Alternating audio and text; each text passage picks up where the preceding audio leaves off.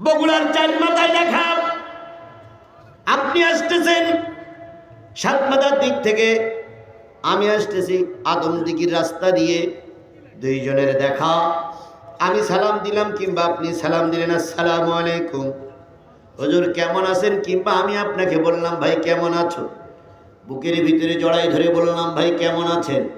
ওই লোকটা বাড়ি পর্যন্ত যাবে আর আমার জন্য দোয়া করবে। সালামটা কত সুন্দর সালাম রে ভাই, বুকের ভিতরে নিয়ে দোয়া করেছে, আল্লাহ তুমি ওই লোকটারে বিপদ আপদ মুসিবত থেকে হেফাজত করিও। এই যে দোয়া, আর লক্ষ কোটি টাকা দিয়ে মসজিদে হুজুরের কাছ থেকে মেরি ধরে দোয়া, এই দুটো দোয়া কখনো এক হতে পারে না। আমাদের তো মাঝে মাঝে দোয়া করতেই হয়, না করলে হয় চাকরি যায়, আর নয় ওয়াজ করতে পারি না, আর নয় নমিনেশন কি বলে নয় হলো অনুমতি পাই না। এই জন্য মাঝে মাঝে বলতে, আল্লাহ ও মুখি পাশ করাই দিও। আবার মনে মনে বলি, আল্লাহ এই শয়তান পাশ করলে তো ইসলামের ক্ষতি হয়। সুতরাং মুখি বলিছি আল্লাহ, না বললি নয়, কিন্তু অন্তরের খবর বুঝে রেখে আল্লাহ তুমি ঠিক মতো টাইট দিও। বলুন তো মুখির দেওয়ার দাম বেশি না অন্তরের দেওয়ার দাম বেশি? আত্তাকাউ হাহুনা, আল্লাহ রাসূল বলেছেন তাকওয়া তোমার অন্তরে। বাহ্যিক পোশাক, বাহ্যিক পাগড়ি, বাহ্যিক টুপি দেখাই তাকওয়া অর্জন করতে যাও না। যার অন্তরে আল্লাহর ভয় আছে ওই হলো প্রকৃত তাকওয়াবান।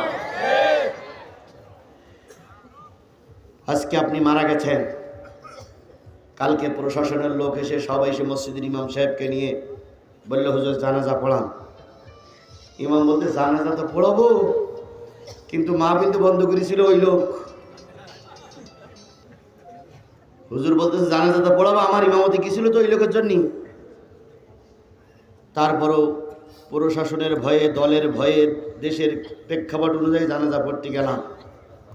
যখন লাশের মাঝখানে আমি দাঁড়িয়েছি, তখন কেমন মনে হবে না, আল্লাহ এই লোক মিথ্যা মামলা দিয়েছিল আমার নামে 19টা, আল্লাহ এই লোকের মামলার কারণে আমার ছেলে জেলে ছিল, আল্লাহ এই লোকের মামলার কারণে আমার সন্তান রাজপথে গুলি হয়ে মেরেছিল, আল্লাহ এই লোকের মামলার কারণে আমার 32টা মামলা নিয়ে ঘুরতেছে, কথা মনে পড়বে না? তখন আমি মনে মনে বলবো, আল্লাহ এই সেই শয়তান যাচ্ছে, এই এই আমার সামনে শুয়ে আছে, আল্লাহ এই সেই ব্রিজ যাচ্ছে, আল্লাহ ঠিক মতন টাইট দিও। আল্লাহু আকবার, আল্লাহু আকবারটা জোরে বলবো, আর বাকি দোয়াগুলো মনে মনে চলবে। যাবা কোথায়? যাবা কোথায়? যদি হিন্দু না হয়ে মুসলমান হও, নিশ্চয়ই কোনো না কোনো হুজুরের জানাজার দোয়া নিয়ে তোমার কবরে যেতে হবে। আমাদের কাঁদাচ্ছ, যাওয়ার সময় এমন দোয়া দিয়ে দিব একবার হাইকোর্ট পর্যন্ত চলে যাবে। আর আমাদের ভয় দেখায় হুজুর কে আল্লাহ ছিল কেন?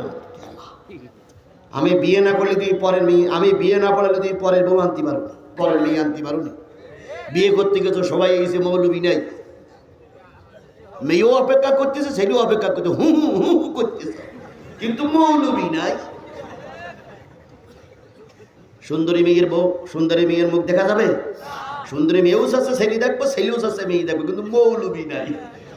কিছুক্ষণ বড় মৌলবি এসে কলমা পড়াই দিল, আরামের জায়গায় চলে গেলে। বিয়ে পড়াই আমরা, আরাম করো তোমরা, আর মামলা খাই আমরা।